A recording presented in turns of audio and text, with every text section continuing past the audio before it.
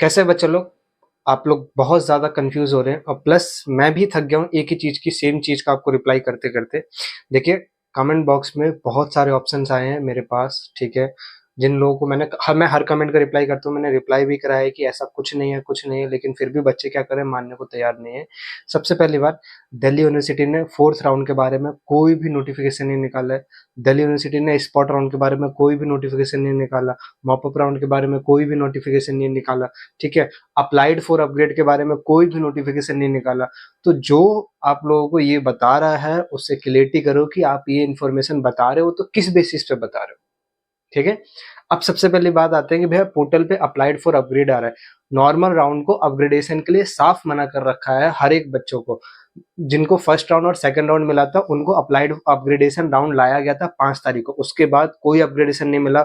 Third round में भी applied for upgrade लिख के आ रहा था उनके पोर्टल पे गलती से, लेकिन अपग्रेडेशन नहीं मिला। ठीक है, कोई बच्चा ये कंफ्यूज रहा है कि भैया मैंने फ्रीज कर दिया, अप्लाइड फॉर अपग्रेड का ऑप्शन ही नहीं है, तो आप ये क्यों सोच के चल रहे हैं कि दिल्ली यूनिवर्सिटी ने गलत कराया है, फर्दर अपग्रेडेशन का मौका लेकर है। अब तो भैया जो थर्ड राउंड में सीट अलोकेट हुई है बच्चों को थर्ड राउंड में, क्या उनको अपग्रेडेशन नहीं मिलेगा? देखिए, जो नोटिस रिलीज हुआ था उसमें साफ लिखा गया था कि जो आपकी जो सीट है वो फाइनल है, उसको अपग्रेडेशन नहीं मिलेगा। यानी थर्ड राउंड में जो सीट मिल रखी है वो भी फाइनल है, फर्दर कोई अपग्रेडेशन नहीं है। ठीक है, अब उसके बाद भैया ऑप्शन आता है कि भैया फिर अप्लाइड फॉर अपग्रेड क्यों लिख के आ रहा है। बताने वाले ने आपको क्लियर कट नहीं बताया, अप्लाइड फॉर अपग्रेड वाला पोर्टल दिखा तो दिया। Applied for upgrade generally super numeracy quota वाले बच्चों के लिए आ रहा है जिनका ईसी है, स्पोर्ट्स है, क्योंकि ईसी और स्पोर्ट्स के 2 राउंड आने थे, पहला राउंड आ चुका है, दूसरा राउंड अभी आना बाकी है। ठीक है, अराउंड उम्मीद है कि आपका 22 तारीख के करीब करीब आपका दूसरा राउंड आ जाएगा। उसमें आपको अपग्रेडेशन का मौका दिया गया हर एक बच्चे को। ठीक है, तो वो अप्लाइड फॉर अपग्रेड उन बच्चे के लिए, एक ऐसा बच्चा जिसको थर्ड राउंड में सीट अलोकेट है उसको नहीं, एक ऐसा बच्चा जिसको थर्ड राउंड में नाम तो मैसेज में, मतलब वहां पे जो नोटिस था उसमें थर्ड राउंड ही लिखा था। थर्ड राउंड में जो स्पोर्ट्स कोटा वाले, ईसीए वाले, सीडब्ल्यू कोटा वाले, इनको अपग्रेडेशन का मौका दिया गया है। आ रही है बात समझ में? नॉर्मल बच्चों को कोई अपग्रेडेशन का मौका नहीं है। और फर्दर इसके रिगार्डिंग अगर आपके मन में कोई कंफ्यूजन है तो अभी से दूर कर लो।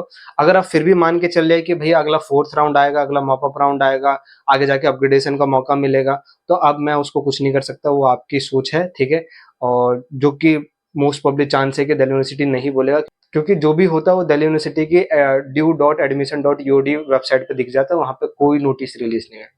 अब बात करते हैं भैया जो अगला राउंड है, क्या वो फोर्थ राउंड होगा, क्या वो स्पॉट राउंड होगा। सबसे पहली बात, जो भी अगर अगला राउंड है उसमें पहली बात तो अप्लाइड फॉर अपग्रेड नहीं है किसी भी बच्चों को अभी तक। जिसमें फर्स्ट में मिला, सेकंड में मिला, अपग्रेडेशन राउंड में अपग्रेड हो चुका है, थर्ड राउंड में सीट मिली, अपग्रेडेशन नहीं है। ठीक है, तो चाहे अगला राउंड आपका फोर्थ आए या चाहे अगला राउंड स्पॉट रहे, ठीक है, उससे कोई फर्क नहीं पड़ता।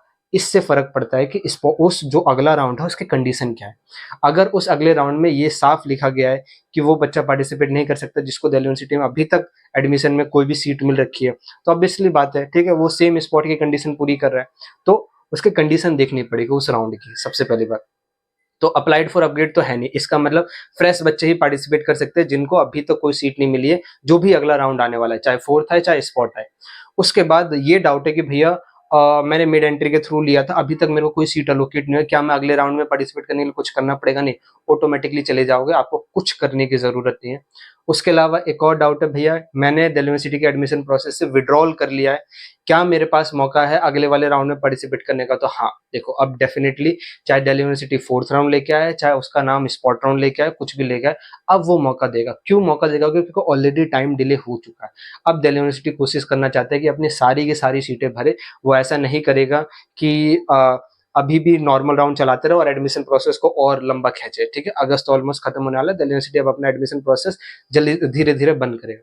उसके अलावा अगर हम बात करेंगे तो भैया सीटें, हाँ सीटें अच्छी खासी बची है, क्योंकि स्पोर्ट्स सुपर न्यूमरेसी कोटा में सीटें थी, इधर से बच्चे उठ के उधर गए तो इधर अच्छी खासी सीटें खाली हुई है, प्लस इधर ऑलरेडी कुछ कुछ हजार सीटें पहले से खाली थी, तो सीटें बचती है।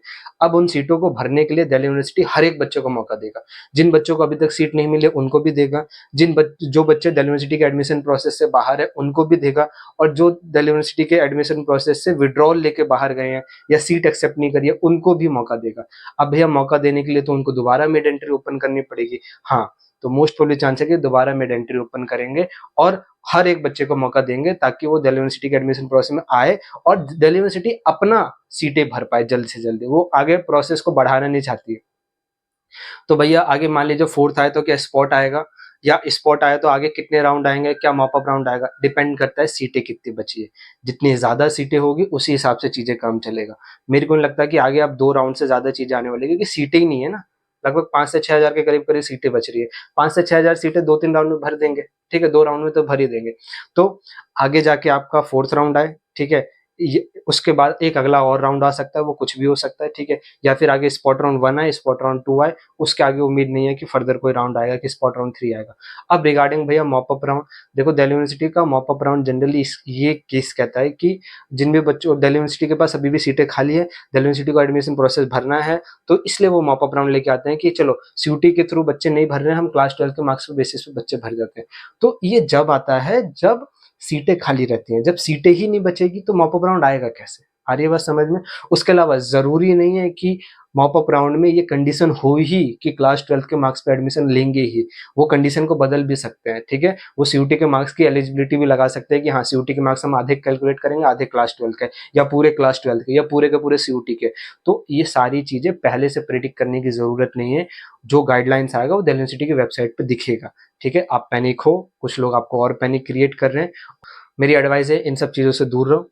कोई डाउट होगा कमेंट बॉक्स ओपन है, कमेंट करो। और अब मैं उसको क्लियर नहीं कर सकता कि अगर आप मान के चलें कि भैया आगे फोर्थ राउंड है, ये है, अपग्रेडेशन मिलेगा बोलेगा, तो मैं उस चीज़ को क्लियर नहीं कर सकता। तो उस तरीके कमेंट करने की ज़रूरत नहीं है। उसके अलावा कोई फर्दर डाउट होगा, ठीक है, कमेंट बॉक्स ओपन है, कमेंट कर लेना। चैनल को सब्सक्राइब रखो, बेल आइकन को रखो, ताकि दिल्ली यूनिवर्सिटी के रिगार्डिंग जेन्युइन गाइडेंस की नॉलेज मिल सके, ठीक है। फालतू की बातें नहीं।